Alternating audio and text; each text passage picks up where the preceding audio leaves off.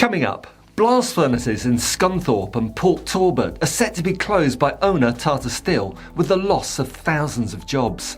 Net zero targets are to blame, joyfully trumpeted Sky News, GBeebies and the government's client media. Fake news. According to the people who were actually consulted on the decision, such as Welsh First Minister Carwyn, it's not net zero, but Brexit that's responsible for the closures. And that's far from the only Brexit bad news this week, with the Canada trade deal unicorn, 14-hour queues at Dover this autumn, and Brexit causing record shortages of vital medicines reaching these shores. Stay tuned.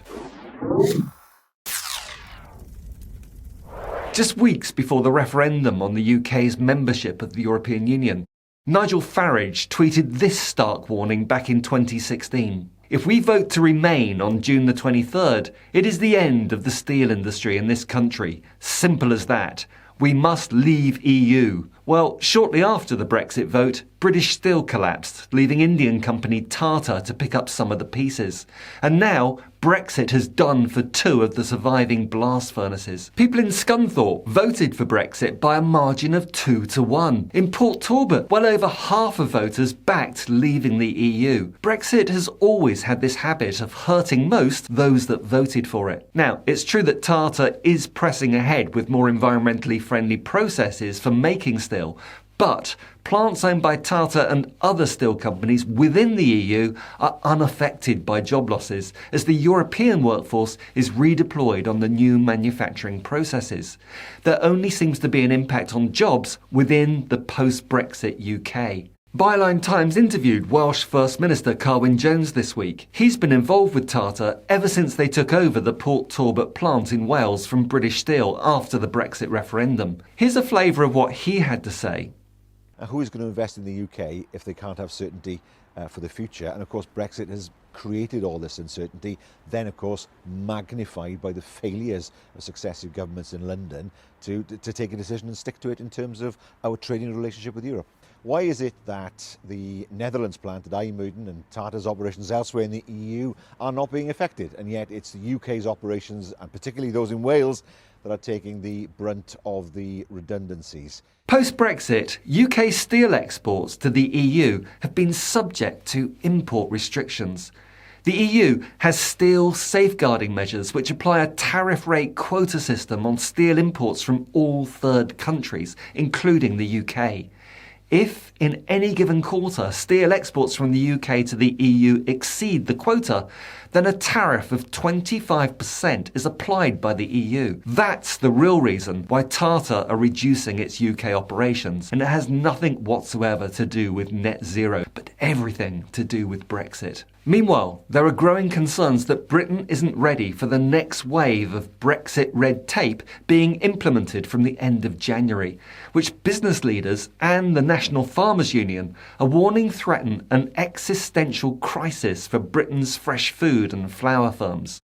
Nigel Jenny, head of the Fresh Produce Consortium, the FPC, has said that the extra bureaucracy and border controls coming shortly look set to bring huge costs and huge delays, with additional costs of £2,000 per lorry load. Jenny commented that this is ridiculous, adding, "It would mean many kinds of consignments would be unviable. The charges could be more than profitability." Which of course means that many small EU exporters in the food sector won't go through the hassle of the extra Brexit red tape and costs in order to trade with the UK.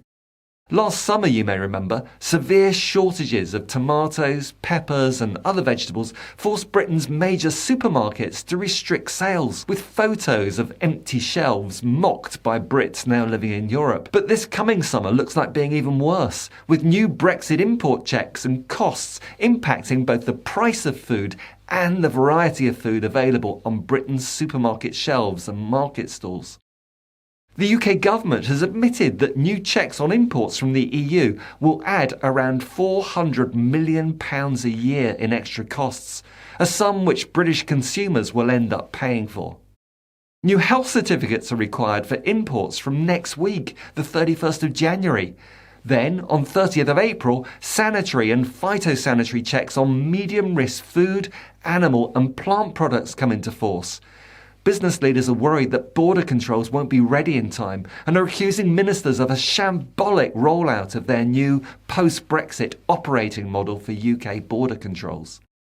The NFU are warning it could hinder next year's crops, reliant on the import of seeds and raw materials from Europe, putting firms in Britain at risk of going bust. One of NFU's bosses, Martin Emmett, warns there is a concern that border control points can pose an existential threat to horticultural businesses in this country. Meanwhile, the Government Department for Environment, Food and Rural Affairs, DEFRA, said new import controls were coming in phases to support businesses and ensure efficient trade of plants is maintained between the EU and Great Britain. But it seems obvious that this phasing has been forced on the government due to a lack of planning for regulatory changes resulting from their hard Brexit, combined with their attempt to spread out the financial blow from Brexit so that a gullible public swallow the lie that the ever-rising cost of their weekly shop is somehow due to global food price inflation and not Brexit. And in other news, after 2 years of negotiations, any prospect of a trade deal with Canada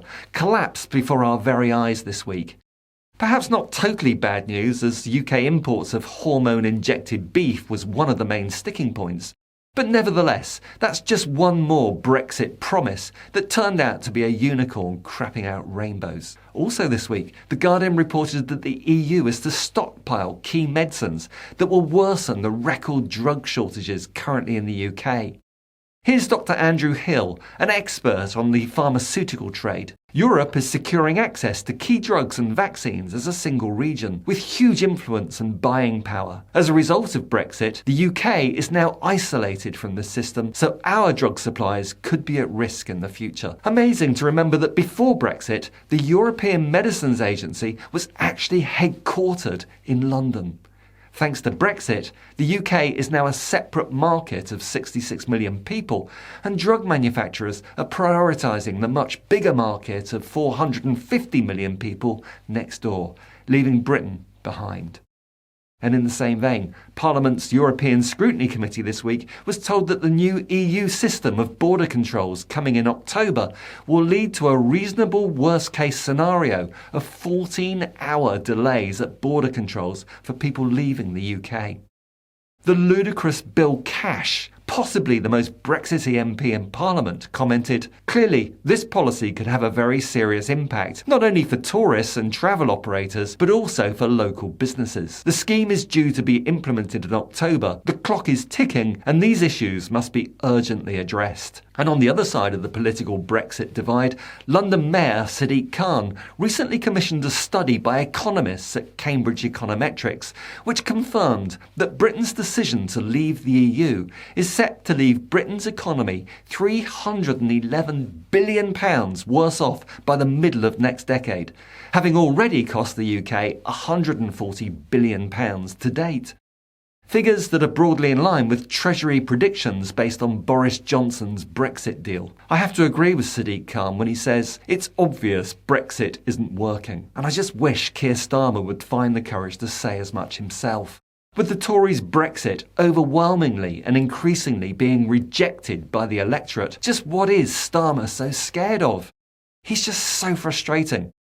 I started off this video talking about the UK steel industry, and its problems can be traced right back to Tory Prime Minister Margaret Thatcher, who single-handedly undermined the British manufacturing sector, turning us into a primarily service-based economy.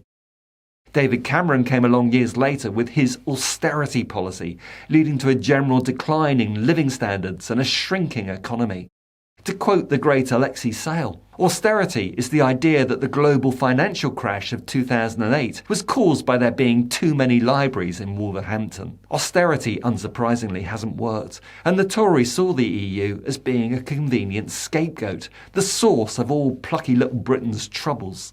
And with this myth, so Brexit was won. Brexit was a distraction from Tory failure.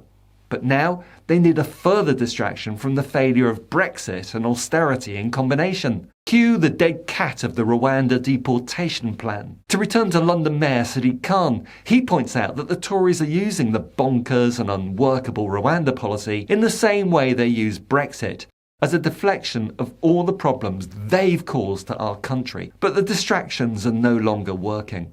It may have taken 14 years, but the British electorate seem to have eventually seen through the bankrupt ideology, the corruption and incompetence of the latest iteration of the Nasty Party. I, for one, can't wait to see the back of them. Maybe never to return in my lifetime. Or am I getting too carried away? Leave a comment down below, and if you've got this far, please give this video a like and share on your social media.